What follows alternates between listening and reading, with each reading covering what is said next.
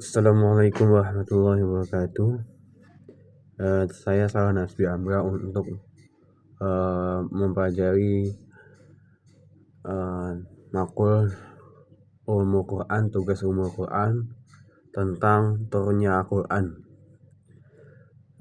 Allah menurunkan Al-Quran kepada Rasulullah kita Muhammad SAW untuk membimbing manusia. Turunnya Al-Quran merupakan peristiwa besar dan sekaligusnya menyatakan kedudukannya bagi penghuni langit dan bumi. Turunnya Al-Quran pertama kali di Lailatul Qadar merupakan pemberitahuan kepada alam semesta yang dihuni para malaikat tentang kemuliaan umat Muhammad. Umat ini telah dimuliakan oleh Allah dengan risalah barunya, agar menjadi saat telah dimuliakan kan Allah dengan risalah barunya menjadi paling baik yang dikeluarkan bagi manusia. Turunnya Al-Quran yang kedua kali secara bertahap, berbeda dengan kitab-kitab yang lain sebelumnya, sangat mengejutkan orang dan menimbulkan terhadapnya yang menimbulkan keraguan terhadap sebelum jelasnya bagi mereka rahasia hikmah ilahi yang ada di bait itu. Rasulullah SAW telah tidak menerima risalah besar ini dengan cara sekali jadi, dan kaumnya pun sombong dan keras kepala dapat taklukkan dengannya. Adalah wahyu turunnya berangsur-angsur demi menguatkan hati Rasulullah dan menghiburnya relevan.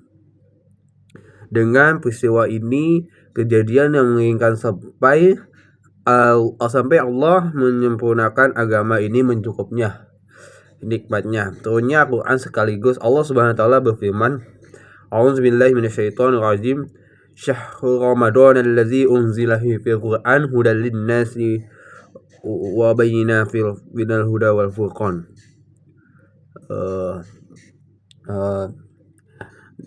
Dan tentunya Al-Quran secara bertahap. Allah Subhanahu wa taala berfirman, innahu lalinuzulu rabbil alamin nazalahu bihi ruhul alamin ala qalbika litakuna minal munzirin bilisi aribi mu'bin. Sadaqallahu azim. Yang artinya, dan Al-Quran ini benar-benar diturunnya oleh semesta alam dan di bawah turunnya oleh Ruhul Al-Amin, yaitu Jibril, ke dalam hatimu Muhammad, agar kamu menjadi salah seorang di antara orang-orang yang memberikan peringatan dengan bahasa Arab yang jelas. Quran Surat Asy-Syura ayat 192 sampai 195. Dan firman-Nya katakanlah, dan firman lainnya katakanlah Muhammad, Ruhul Kudus Jibril telah menurunkan Al-Quran dari Tuhanmu dengan benar untuk meneguhkan hati orang yang telah beriman dan menjadi petunjuk serta kabar gembira bagi orang yang berserah diri kepada Allah. Quran Surat An-Nahl ayat 102. Dan di surat yang lain, kitab ini diturunkan dari Allah yang maha perkasa lagi maha bijaksana. Quran Surat Al-Jathiyah ayat 2. Ayat-ayat di atas menjelaskan bahwa Al-Quran Karim itu adalah kalamullah dan dengan lafaznya berbahasa Arab. Jibril telah menurunkan ke dalam hati Rasulullah. Yang dimaksud turunnya di sini bukanlah turunnya yang pertama kali ke langit dunia, tetapi turunnya Al-Quran secara bertahap, karena itu diungkapkan dengan kata-kata tanzil dalam ayat-ayat yang di atas, bukan inzal. Ini menunjukkan bahwa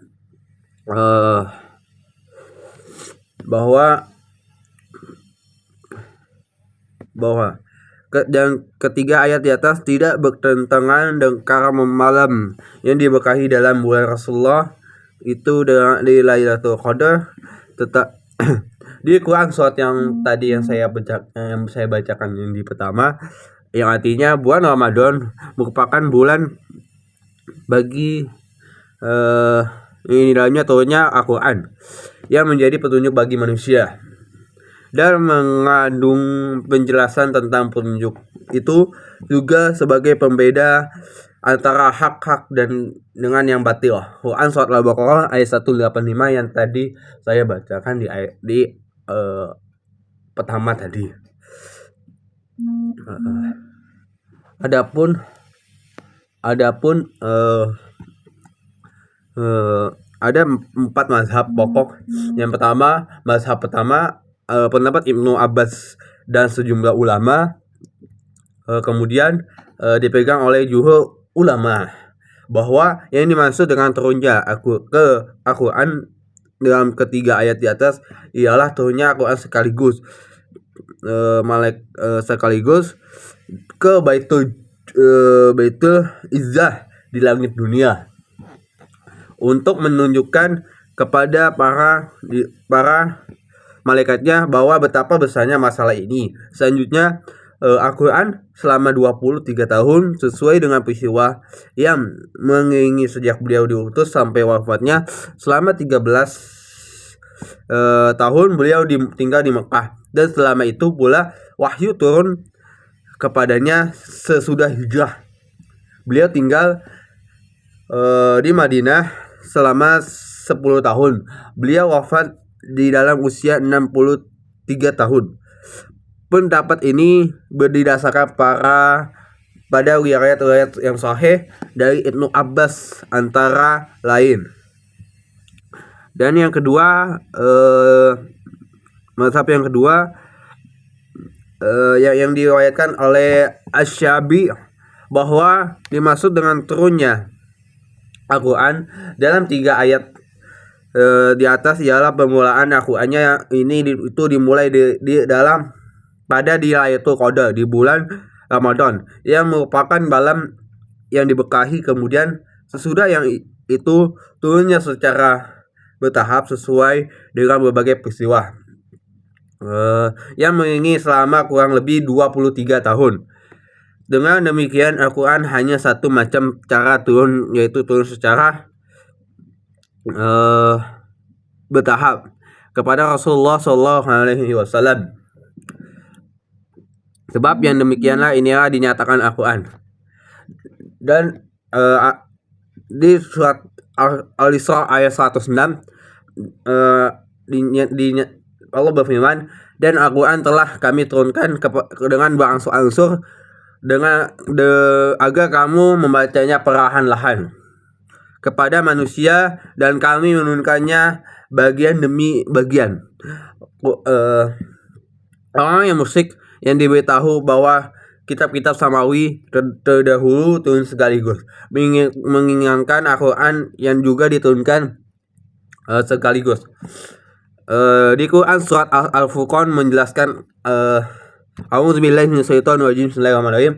Wa qala alladziina kafaru laula nuzila 'alaihi qur'anu jumlatan wahidah kadzalika libasdi bihi qa'udah wa rattahu tartila wala yata'unaka bimaslihi illa jinnaka bil haqqi wa asanu nasira. Yang artinya, dan orang kafir berkata, mengapa tidak diturunkan Al-Quran itu kepada Muhammad semuanya secara sekaligus. Al-Quran diturunkan dengan cara berangsur-angsur. Itu karena kami hendak menetapkan hatimu wahai Muhammad dengannya, dan kami menyatakan bahwanya kepadamu dengan teratur satu persatu, dan mereka tidak membawa kepadamu sesuatu kata-kata yang ganjil, melainkan kami bawakan kepadamu kebenaran dan penjelasan yang sebaik-baiknya. Quran surat Al-Furqan ayat 32 dan 33. Sekian dari ceramah singkat ini. Hanya mohon maaf ada kata-kata salah atau terlah. Wassalamualaikum warahmatullahi wabarakatuh.